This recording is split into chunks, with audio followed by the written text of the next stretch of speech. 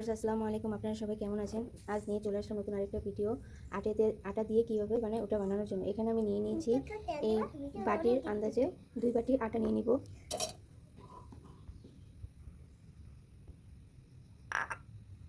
এর সাথে দিয়ে দিব 1 চামচ পরিমাণ বেকিং সোডা।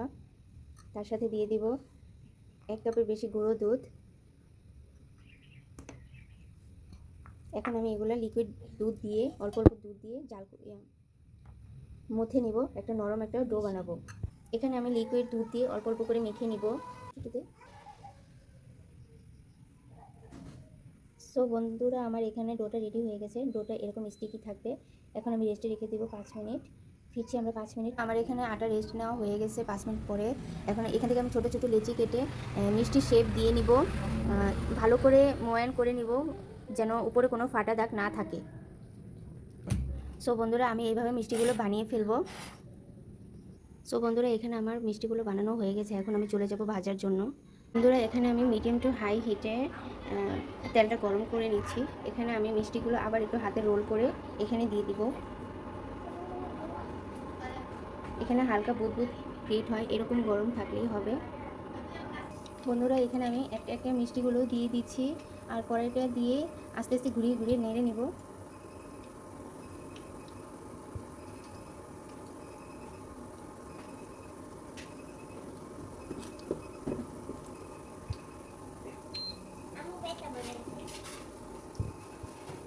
আমি এখানে চামচ ইউজ করব না, চামচ ইউজ করলে ভেঙে যাবে।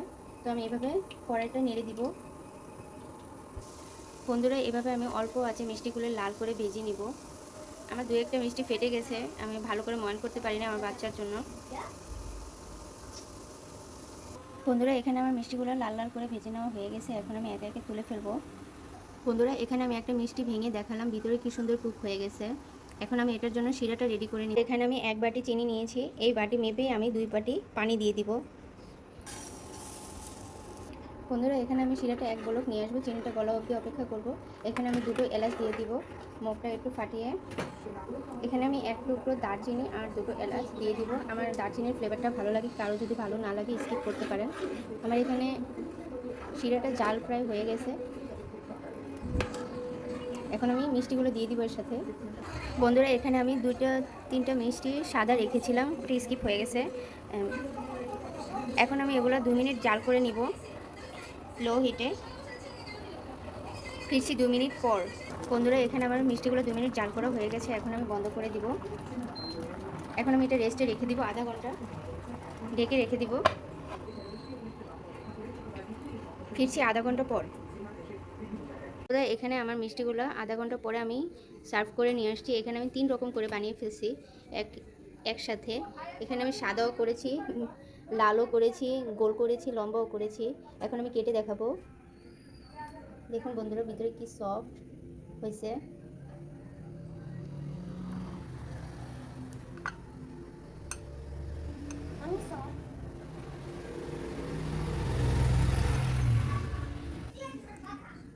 দেখুন বন্ধুরা, এটা কি সফট হয়েছে। এটাও জুসে ভরা, একদম সফট, ভেঙে যাচ্ছে। আমার ভিডিওটা ভালো লাগলে লাইক কমেন্ট শেয়ার দিয়ে আমার পাশেই থাকবেন। আল্লাহ হাফেজ।